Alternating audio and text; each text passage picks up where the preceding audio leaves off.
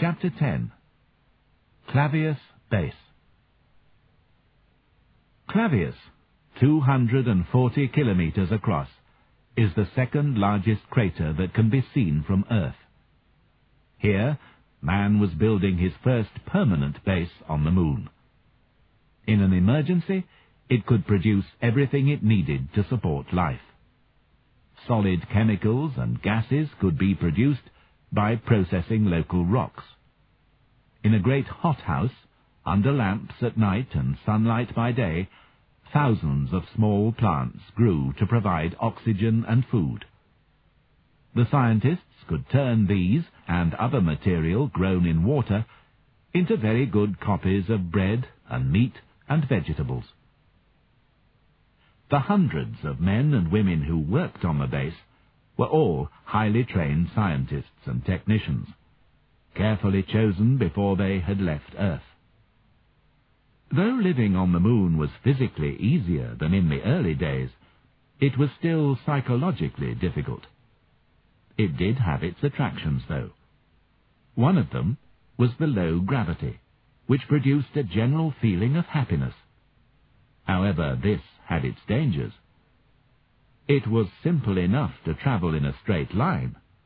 The problem came when you tried to turn a corner, because your body continued in the same direction. It took time and a few small accidents for newcomers to get used to this, and more experienced base workers tried to stay away from them until they had. The mountains that had seemed so large just before landing had mysteriously disappeared, hidden below the Moon's steeply curving horizon. Around the ship was a flat grey area, brightly lit by Earthlight. A number of service vehicles were now rolling up to the Ares 1B, moving on enormous tires. But Floyd was watching a small bus that was bringing the people who wanted to meet him. There were a number of bangs as it connected to the ship, then the sound of air moving as pressure was equalized.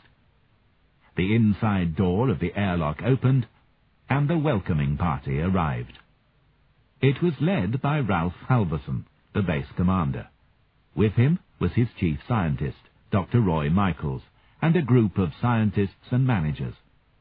They seemed happy to see him, ready to unload some of their worries. "Very pleased to have you with us, Dr. Floyd," said Halverson. "Did you have a good trip?" "Excellent," Floyd answered. "No problems. And the crew looked after me very well." The conversation continued as the bus moved away from the ship and into an entrance passage. A large door opened, then closed behind them. This happened again, and a third time. When the last door had closed, they were back in atmosphere again.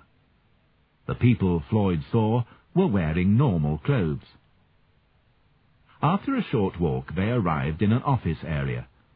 Floyd was happy to be surrounded by computers and telephones again after his time in space. Halverson led Floyd towards a door labeled Base Commander. But before he could show him inside his office, there was an interruption. The door opened, and a small figure ran out. "Daddy, you've been outside, and you promised to take me." "Well, Diana," said Halverson, "I only said I'd take you if I could. But I've been very busy meeting Dr. Floyd. Shake hands with him. He's just come from Earth." The little girl, Floyd decided that she was about 8, held out a hand. Her face was slightly familiar. Then, with a shock, he understood why.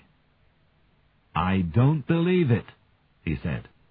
"When I was here last, she was just a baby." "She had her 4th birthday last week," Halverson answered proudly. "Children grow fast in low gravity, but they don't age so quickly. They'll live longer than we do." Floyd stared at the confident little lady, noting that she was thinner as well as taller than an Earth child. "It's nice to meet you again, Diana," he said. Then sudden curiosity made him ask, "Would you like to go to Earth?" Her eyes widened in surprise. Then she shook her head. "It's a nasty place. You hurt yourself when you fall down, and there are too many people." So here, Floyd told himself, is one of the first of the spaceborne. There would be more of them in the future. The time was fast approaching when Earth, like all mothers, would say goodbye to her children. Halverson managed to persuade his daughter to leave him in peace, and the two men went into the office. It was only 5 meters square, but it had the same furniture as a base commander's office on Earth. There were signed photographs of important politicians, including one of the President of the United States, on one wall, and pictures of famous astronauts on another. Floyd sat back in a comfortable leather chair and accepted a glass of wine, made in the base laboratory. "How's it going, Ralph?" he said. The wine was quite good. "Not too bad," Halverson said. "However, there is one thing you should know before you meet the others. My people are angry because they can't communicate with Earth. They think their families will be worried that they've died of this illness." "I'm sorry about that," said Floyd. "But no one could think of a better story. And it's worked. I met Moisevich at the space station, and even he believed it." "Well, that should make the police happy." "Not too happy. He'd heard of TMA-1. He didn't know what it was, but the name has got out.